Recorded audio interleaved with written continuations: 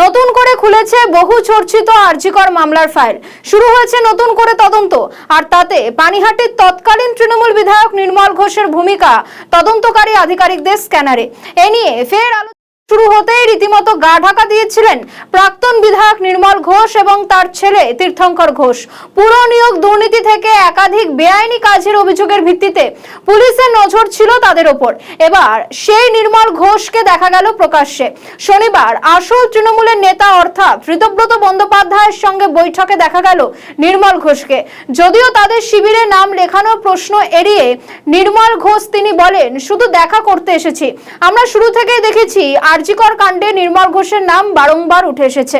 পানিহাটির বিধায়ক রত্না দেবনাথ থেকে শুরু করে একাধিক জন বিজেপির নেতারা তারা বারংবার নির্মল ঘোষের বিরুদ্ধে রীতিমতন ক্ষোভ উগরে দিয়েছে। একদিকে যেরকম নির্মল ঘোষের ভূমিকা নিয়ে প্রশ্ন উঠেছে, পাশাপাশি বিনীত গোয়েল থেকে শুরু করে আরো বেশ কয়েকজনের ভূমিকা নিয়েও প্রশ্ন উঠেছে। তারপর বিজেপি ক্ষমতায় আসে। বিজেপি ক্ষমতায় এসেই 3 জন আইপিএস কে সাসপেন্ড করে এবং সেই সাসপেন্ডের সময়সীমাও বেড়েছে।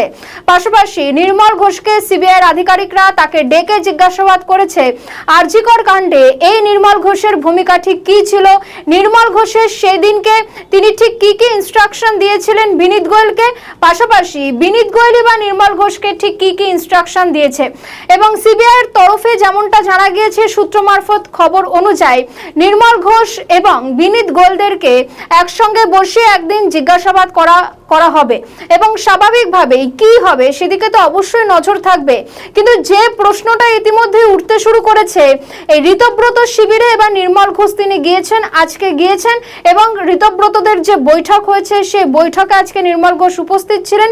কিন্তু নির্মল ঘোষকে যখন এই বিষয়ে জিজ্ঞাসাবাদ করা হয়, নির্মল ঘোষ তিনি বলেছেন যে তিনি শুধু দেখা করতে এসেছেন।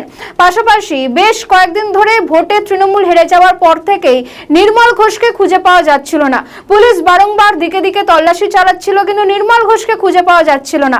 একদিকে যেরকম নির্মল ঘোষকে খুঁজে পাওয়া যাচ্ছিল না, ঠিক একইভাবে তীর্থঙ্কর ঘোষকেও খুঁজে পাওয়া যাচ্ছে না। এবং যখন খুঁজে পাওয়া যাচ্ছে না, পুলিশ যখন বলছে নির্মল ঘোষ ফেরার, ঠিক সেই মুহূর্তে দেখা যাচ্ছে নির্মল ঘোষ ঋতব্রত বন্দ্যোপাধ্যায়ের বৈঠকে যোগ দিয়েছেন এবং তাকে যখন সাংবাদিকেরা জিজ্ঞাসাবাদ করে, তিনি বলেন শুধুমাত্র দেখা করতে এসেছি।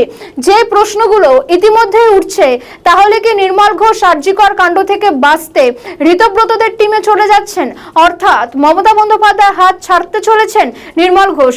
এই প্রশ্নগুলো কিন্তু ইতিমধ্যেই উঠছে। আগামী দিনে নির্মল ঘোষ তিনি ঠিক কোন টিমে থাকবে, অর্থাৎ আদি তৃণমূলে থাকবে নাকি ঋতব্রত বন্দ্যোপাধ্যায় টিমে থাকবে, সেই বিষয়ে অবশ্যই আমাদের নজর থাকবে।